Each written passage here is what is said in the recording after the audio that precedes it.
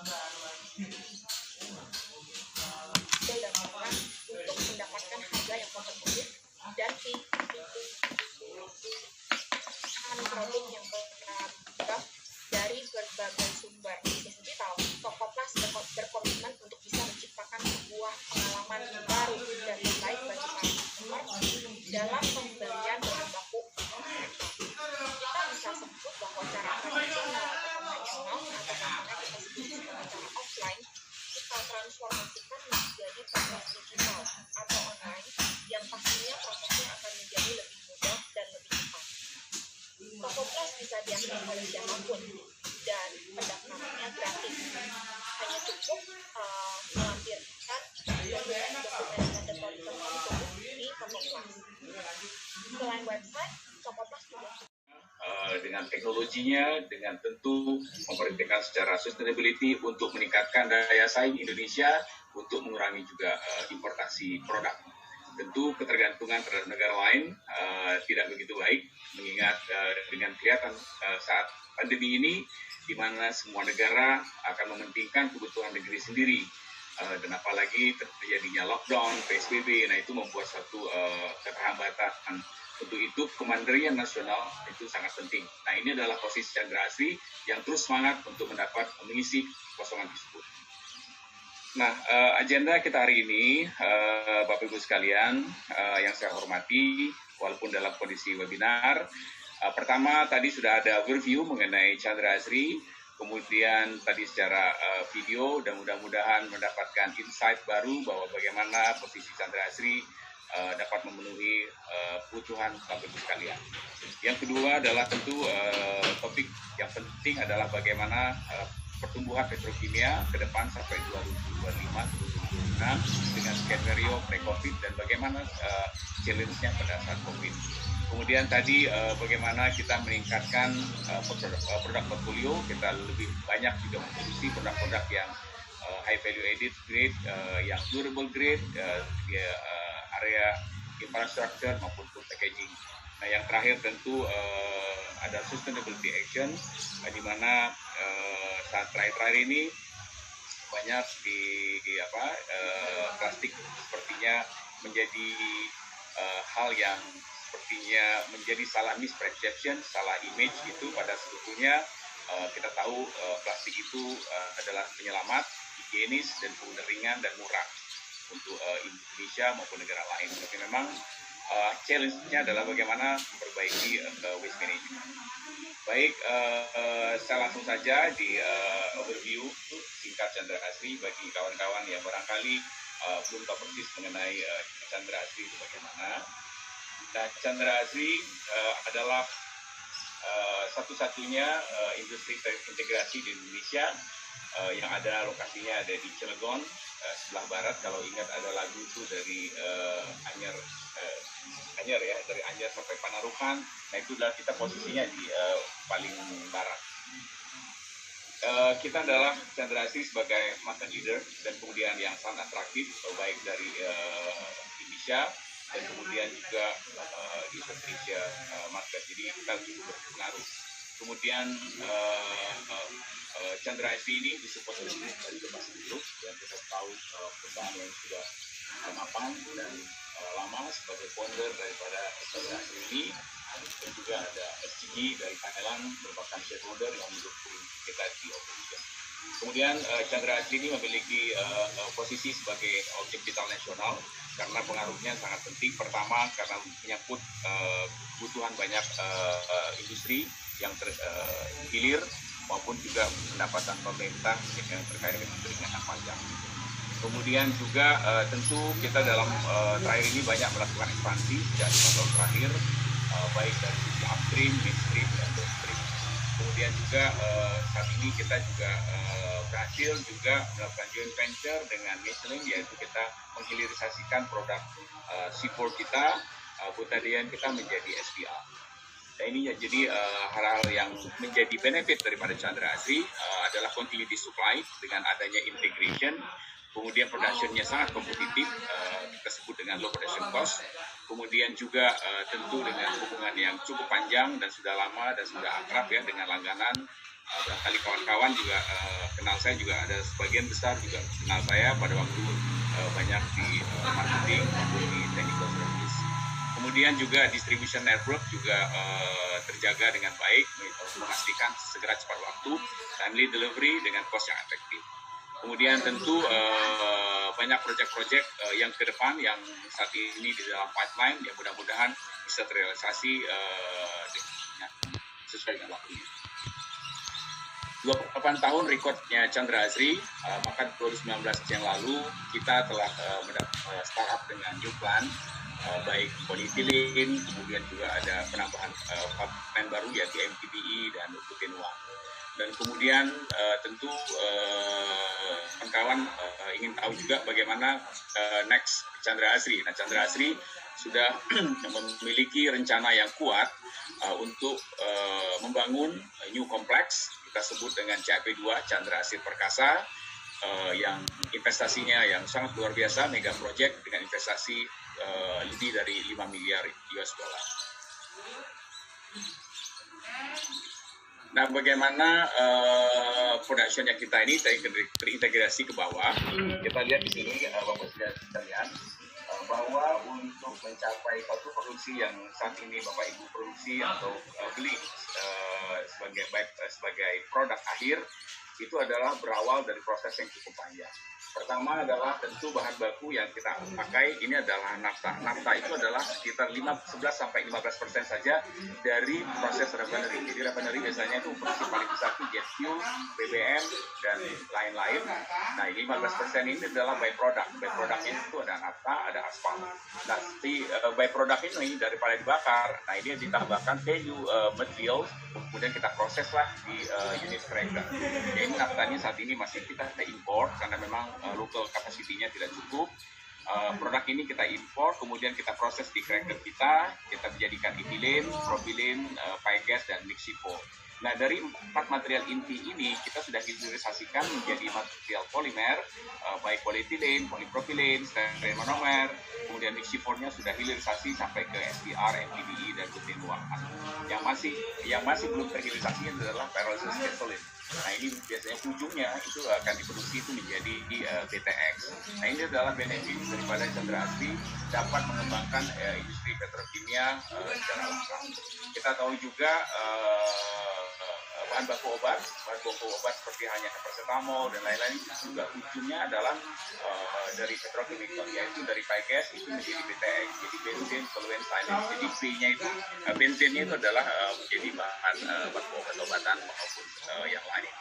Termasuk juga solvent akan membantu di industri printing dan silane juga menjadi pelarut. Jadi fungsi dari kekuatan petrochemical sangat penting bagi satu industri. Maka itu petrochemical adalah salah satu pilar ekonomi di satu negara. Kita lihat negara-negara maju rata-rata petrochemicalnya itu bagus, seperti halnya Jepang, Korea, Singapura, Thailand, itu negara-negara tetangga kita yang maju, di mana juga konsumsi plastiknya juga cukup tinggi, konsumsi per kapitanya cukup tinggi, yang mereka sampai kira-kira 60 sampai 114 kg per kapita, sementara kita baru 20 kg per kapita. Jadi masih banyak PR yang kita lakukan bagaimana mengisi kebutuhan nasional. Nah, ini adalah sangat penting seperti topik hari ini, bagaimana dalam kondisi pandemi saat ini fungsi Chandra Asri jadi bisa menjadi normal, mengisi kebutuhan nasional maupun capacity untuk ekspor. Jadi saat ini kami itu work from home 85%. Nah, termasuk saya ini bicara di rumah, Bapak Ibu juga sama di rumah juga. Kita tetap berjalan, tapi operation yang begitu besar, pabrik begitu besar 120 hektar, itu kita tetap berjalan. Dengan demikian, maka kenapa? Karena Chandra Asri sudah melakukan digitalisasi untuk mendukung industri 4.0 sejak 4-5 tahun yang lalu. Saat ini yang terjadi adalah dampak positifnya, di mana setiap proses internal proses quality control itu sudah online. Jadi hasilnya yang didapat oleh kawan-kawan di produksi, kawan-kawan kemudian yang lain yang even mereka yang lagi off, mereka bisa dapat akses, kemudian juga lebih singkat. Kemudian juga proses analyzer, semua sistem di dalam piping line itu semua dikontrol melalui computer system. Kemudian bisnis, produksi, penjualan, kita menggunakan SMTP. Hal ini tidak baru buat kawan-kawan juga perlu digunakan, tapi ini sangat powerful walaupun kita sedang WFH.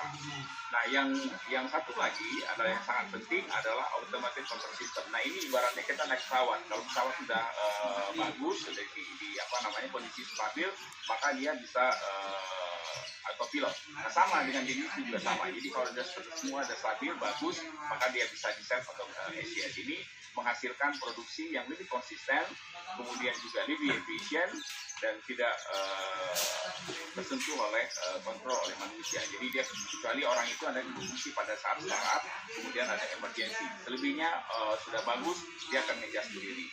Nah, ke depan dan hari ini tahun ini kita sudah lakukan investasi baru yaitu dengan digital twin. Nah, di sini benefitnya bahwa kita dapat melakukan data operasional dan dokumentasi aset manajemen information itu secara online.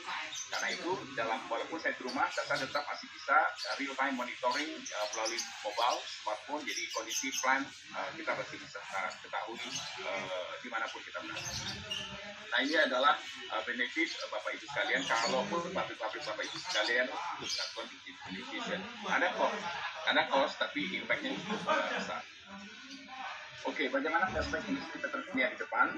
Kita tahu bahwa plastik menjadi aneka aplikasi digunakan, baik food packaging, otomotif, infrastruktur, kemudian juga pakaian, pipa, kemudian juga botol, semua menggunakan plastik karena memang plastik itu ringan, durable, terus kemudian juga murah, gampang diproduksi. Itu adalah benefitnya, menggantikan produk organik yang tentu bahan-bahan alam yang mudah habis. Namun memang ada challenge kalau kita tidak dikelola. Karena itu pengelolaan sampah plastik yang pasca pakai harus menggunakan teknologi. Jadi jangan salahkan plastiknya, tapi adalah bagaimana behavior kita mengelola sampah dan bagaimana sistem pengelolaan sampah di Indonesia yang masih jauh ketinggalan dibandingkan dengan lain. Karena itu saya bisa terlibat di Impact bagaimana memperbaiki, mencoba memberikan suara kita kepada pemerintah untuk memulai memperbaiki sistem dari linear menjadi circular economy. Nah, ini adalah bagaimana kondisi saat ini, skenario awal bahwa di dalam polietilen, nah pipa ini memiliki sertifikat EXOVA di mana tahan paling tidak minimal 50 tahun, bahkan sampai 100 tahun tetap kuat. Ini high pressure pipe.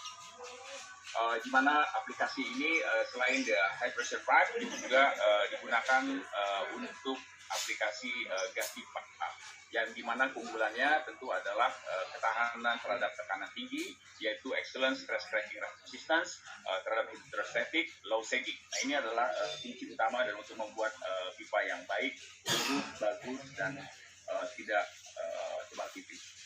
Nah, kemudian kita lihat juga di sini bagaimana produk lain yaitu otomotif. Ini juga adalah produk yang bagus khususnya untuk negara-negara berkembang. Chandrati juga masuk di sini di lokal dan juga melakukan juga ekspor memenuhi kebutuhan di negara-negara lain. Karena memang lokalnya lagi down. Jadi apa caranya? Ya tadi kita smart marketing. Jadi nggak hanya lokal pada saat dia lokalnya lagi down, kita ekspor. Tapi tentunya kita mengutamakan produk lokal. Lokalnya ada balik ya kita harus fulfill lokal diutamakan. Nah, ini adalah kabel. Ya tentu kabel ini menjadi kebutuhan kita semua. Tanpa adanya listrik yang bagus, maka kita juga tidak punya koneksi internet juga bagus juga, jadi atau listrik, penerangan dan lain-lain. Nah, tentu hal ini dalam Chandrati mensupport wiring cable untuk yang low voltage dari kira-kira 3 tahun terakhir ini, dan cukup baik sambutan dari customer terkait dengan wiring cable. Nah, dalam 2020 ini kami relaunching lagi sebetulnya produk yang kami buat 15 tahun yang lalu. Ini adalah thin wall packaging. Jadi pada saat yang lalu marketnya nggak begitu signifikan, tapi dengan banyak day delivery, kemudian juga adanya COVID dan situasi ini, maka plastik adalah pilihan untuk menjadi satu kemasan. daripada menggunakan kertas, daripada menggunakan produk yang natural, misalnya bambu dan lain-lain yang single use juga, dan juga repot, maka adalah ini cari yang paling murah, ini menggunakan tin wall packaging. Nah, ini MacFlow-nya 50 dan kita launching waktu itu berapa bulan yang lalu, khususnya pada saat Lebaran Idul Adha, kita bekerja sama MUI. Jadi MUI di Banten dan beberapa daerah juga Jabodetabek menggunakan kemasan daging Idul Adha-nya menggunakan plastik. Dan ini sangat disambut baik oleh pemerintah dan MUI karena produk ini memiliki halal certificate, gampang didaur ulang karena walaupun single layer tapi juga sangat baik dapat untuk didaur ulang. Dan tentu sangat penting lagi produk ini single use, jadi reusable. Kalau di rumah saya atau tempat yang lain itu biasanya habis dapat ini ya kita isi jadi kemasan lain, kemasan makanan, mungkin bumbu-bumbu, bumbu dapur, ini banyak sekali kegunaannya dan bisa disimpan. Nah, satu hari kita kirim ke sebuah saudara dan lain-lain, nah dikemas lagi menggunakan produk-produk yang tidak jelas juga electrical artisisnya. Dan produk ini cocok untuk microwave, jadi bisa dipanaskan.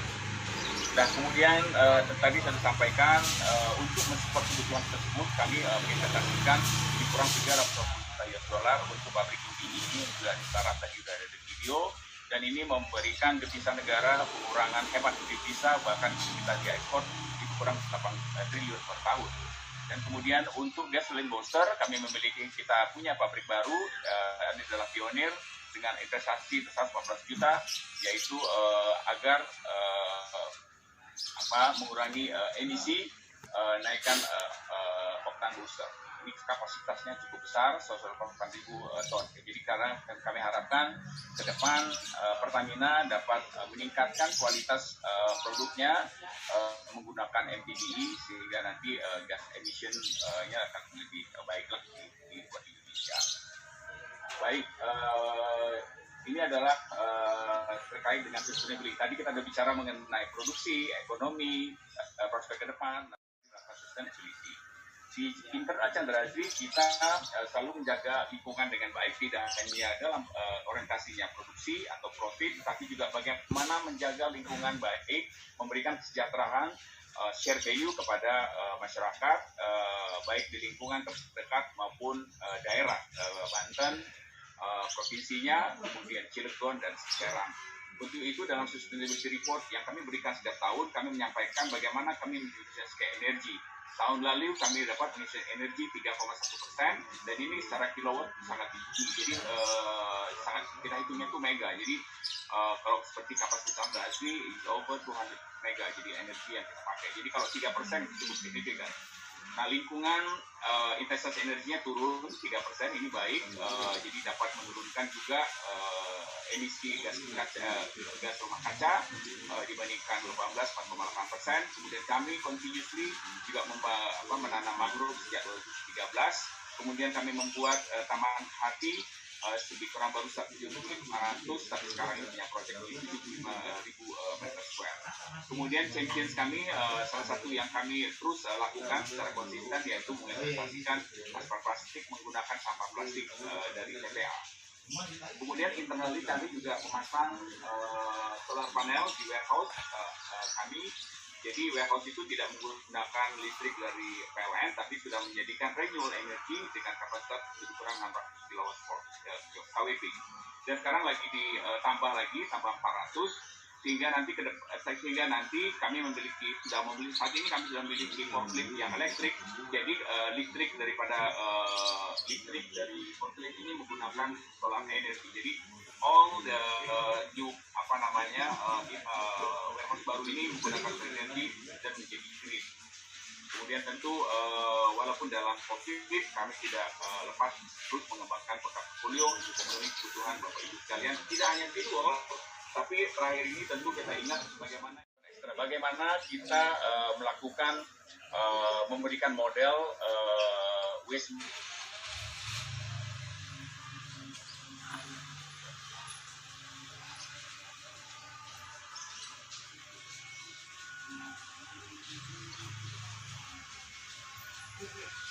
kita produksi dari sumber alam ataupun dari manufacturing, kita lakukan fabrikasi, konsumsi, kemudian sampahnya buang ke TPA. TPA kita seberapa besar gitu. Jadi makanya TPA kita seperti Bantar Gebang, kemudian di Bali, di Semarang, Surabaya, semuanya penuh karena konsep linear. Karena si lahan itu nggak tumbuh-tumbuh kan, nggak melebar kan. Sementara orangnya makin banyak, dampaknya makin banyak, makanya jadi masalah. Dan juga habitnya kita lihat di sini juga kita nggak baik juga. Pertama kita memang infrastrukturnya kurang, collectionnya kurang baik, sortationnya juga kurang baik. Nah ini yang menjadi challenge kita. Padahal plastik itu sangat berguna dengan konsep awalnya ada 3R, jadi reduce, reuse, recycle. Sebetulnya kalau kami tidak mengatakan reduce, tapi adalah recycle, dan kemudian ujungnya baru reduce gitu. Reduce itu pilihan terakhir, tapi adalah perlunya daur ulang.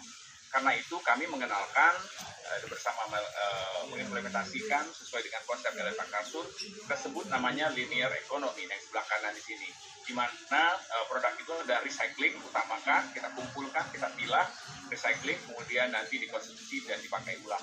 Pemakaian rasio dan ulangnya macam-macam, tergantung aplikasi bisa mulai 5%, 20%, bahkan ada beberapa produk seperti kresek itu bisa 1%. Tapi tantangannya untuk melakukan berat yang kita hadapi. Pertama tentu adalah multi layer, yang mungkin menurut saya ini multi material juga. Kalau dia pola lebih PP sama PI nggak masalah, karena itu bisa didaur ulang langsung. Tapi kalau misalkan ada nylon, ada PET di dalam satu structure, nah itu membuat sulit di dalam recycling. Karena itu ditinggalkan oleh para industriawan daur ulang. Jadi mereka akan pilih lebih banyak yang single layer. Jadi ke depan mestinya kita lebih banyak mengarahkan produknya yang single layer ataupun multi material macam kedua dan diutamakan dalam polyolefin. Kemudian yang kedua adalah bagaimana mengembangkan sistem infrastruktur kita. Kemudian ada sistem pengangkutan sampah dengan baik juga.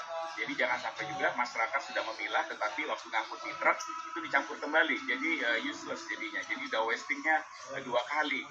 Nah karena itu perlunya ada satu prosedur. Makanya kita Chandra Asri bekerja sama dengan KSM di Cilegon melakukan station, dan kemudian Jakarta kita bekerjasama dengan DKI melakukan proyek namanya JRC, Jakarta Recycle Center di Pesanggerahan yang kita launching beberapa hari yang lalu. Dan ini membuat confidence buat DKI bahwa menyatakan bahwa memang plastik itu dapat diolah. Dengan demikian pemerintah daerah akan berpikir bahwa mestinya diolah, bukannya dibuang, dan itu perlunya penataan sistem collection dan sortation di awal mulai dari rumah tangga. Kemudian adalah tentu ada perubahan dari customer behavior. Nah kita sering sekali karena fasilitasnya tidak ada, kurang, akhirnya bawa sampah buangnya ke jalan. Seperti halnya digambar di sini, sudah pakai dasi, bagus-bagus, ganteng-ganteng, tapi tetap buangnya ke TPR juga. Kemarin aja tuh ada juga yang viral.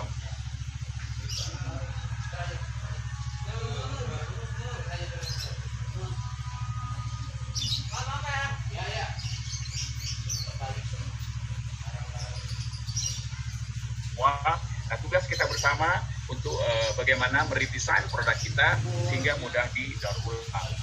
Kemudian tentu adalah regulasi, jadi challenge juga. Pemerintah sudah memiliki regulasi kalau buang sampah sembarangan. Tapi tidak demikian. Apa yang terjadi di sini ya, behavior di sini buang sampah pinggir jalan, kelihatan juga nggak ada apa-apa. Jadi memang law enforcement-nya memang kurang. Banyaknya lebih ke industri yang kena, tetapi people-nya nggak dikenakan secara ketat. Nah ini adalah tantangan kita bagaimana sumber ekonomi. Nah, walaupun demikian kita tetap optimis. Kami Chandra Asri terus melakukan upaya